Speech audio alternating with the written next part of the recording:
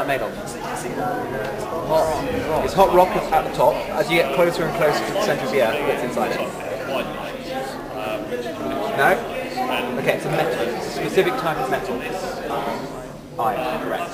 So it's iron, molten iron. The entire centre of the Earth is molten iron, and it's spinning. And it's spinning really, really, really, really fast, like thousands of miles out. What happens, do you think, if you create a load of iron ore, melt it down, and spin it around? Big magnet. You create a magnet, exactly. The core of the Earth is a huge magnet. So here we've got everything sticking around it and sticking out in all directions, a bit crazy. Here's pretty much the same, there's a bit of spin to it, again here, and here it's focused around the actual state and in the middle a little bit, and here it's the either end. So, judging from those, which one do we think most represents the Earth? Yeah? Everyone in agreement? Yeah, exactly. Oh, we've gone to radioactivity, that's impressive. Yes. But there's something simpler than that. What is flowing through all the power cables in this room? Electrons, exactly. And the opposite of an electron is a proton, correct. So electrons and protons are two charged particles. There are many more types, but all of this has been given out by the sun. And it's all flowing through the solar system, and we call it solar wind. Electricity comes up through this coil, into the ball, it builds up inside the ball, it's got very low current, very low potential, but there's electricity in there, and it wants to escape. How do you think it escapes? It does, exactly. So, the electricity is building up and it's shooting through. What you can see here is the line of electrons flowing through space. And there was this massive solar storm. And what happened is there were so many charged particles hitting the Earth that the northern lights actually expanded. They weren't in the North and South Pole anymore. You could see them almost at the equator. Hi, I'm Tony from the University of Southampton. What we're doing here today is we've brought the Spectrum of Science Roadshow to the school. The roadshow follows on from last year's really successful event of the Oceans on Wheels Roadshow, which has also toured the country. This year's event is really about showcasing that there's a spectrum of science. So there's lots of different activities that all come under the banner of science. It's not just one boring thing that you learn in a classroom, but it covers a whole range of things that have real impacts in life. You've got the spectrum of light, the spectra of music shown by musical instruments, the spectra of hearing. We've got an experiment that shows how cochlear implants work, and we've got the electromagnetic spectrum, which shows all different parts of the spectrum. So it really is about showing everyone who comes to the roadshow just that there's a whole varied interest of things that goes on within science. On top of that is a life-size model of how big your cochlea is. So it's tiny. So they're putting this little bit here with electrodes on it, that end bit, into that little tiny structure there. So you type need a bit of a thin hand to do that. It's got microphones on it which picks up the incoming sound from somebody maybe speaking, processes the sound, sends it down this piece of wire, across the magnet and into the person's head, down here, into the cochlea, where electrodes in the spiral there, you can see them on this picture, fire sounds off to the brain.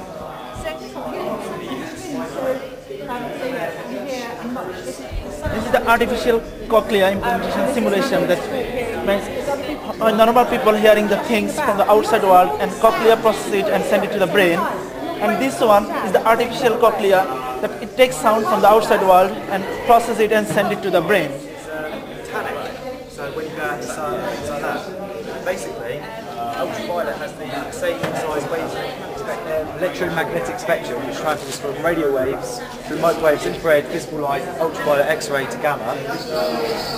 The difference between them is that radio waves have the smallest frequency, going through all the way up to gamma ray, which has the largest frequency. But inversely, the radio waves have the largest wavelength of about a kilometre wide, going all the way down to gamma ray, which has the smallest wavelength. So this is the science of turbulometry. We have 4 words in turbulometry. One is turbulence, one is metry, measurement, ohms, and water. And so we want to measure the flow in water, and to do that we have recourse to platinum resistor. And the great thing about the platinum resistor is that it is a shows a linear response to temperature, and that means that we can decode the signal directly into velocity. And the sensor, called the platinum sensor, is mounted here, more or less. And so when the platinum sensor feels full here, hopefully we will take this device and mount it on a boat in Southampton water. Okay, here we just have a prism, which I will explain to them how white light splits into 7 colors of the rainbow and why that happens, and how light slows down when it enters through glass. And here I have a banknote and UV light, which I'll explain one of the uses of UV light. And here we have a polarizing lens and normal light, which I will explain why light's intensity reduces as opposed to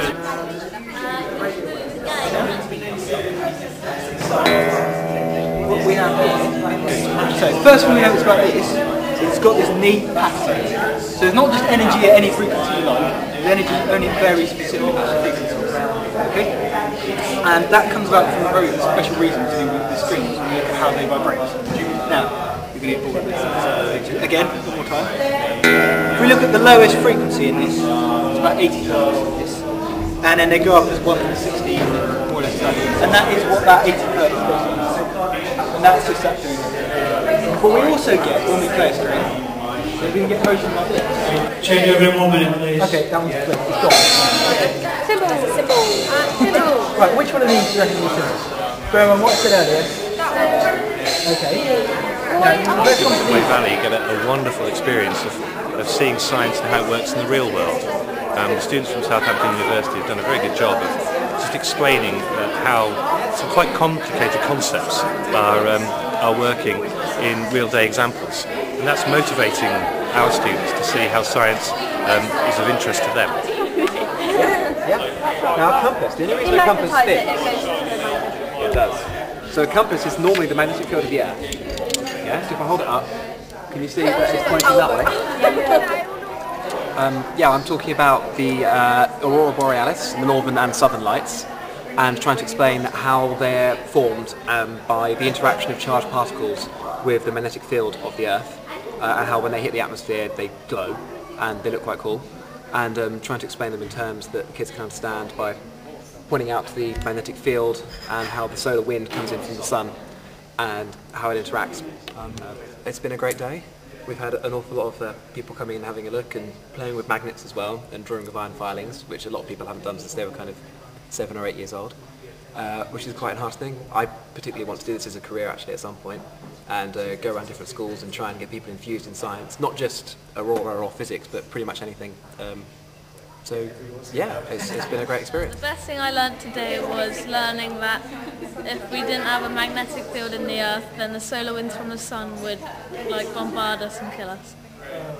I really enjoyed today because we got interactive with the magnetic field one, and where we learnt about what goes into the ear and also how people that are deaf have to cope. I really enjoyed hearing about how our hearing system works and all the little ways of making people who are deaf be able to hear again. Mostly I've enjoyed the guitar one because it shows you really how waves work and it enforces what you learn in class. I really enjoyed that one. Well, I enjoyed the sound game because it was really hard, but it was fun because tested your ears and stuff, and you have to kind of guess what it was, but it was still really hard. And the Aura thing, the Aurora lights around the Earth thing was quite cool because they had a plasma ball and stuff, which you could touch it, and it was kind of quite interactive, which was fun. And in the tent it was fun because you got to see rainbows and stuff, and how they work, and how sunglasses work and stuff, which is quite cool because I learned quite a few things that I didn't know. So it's really nice for the University of Southampton to be here today. They've got a fantastic range of research, science, basic science so the students can go from where they are to what's actually happening in the research. And we've got a lovely range of non-learners as well, undergraduates, postgraduates, and students you can see are having a really good time learning about science, thinking about a possible scientific career.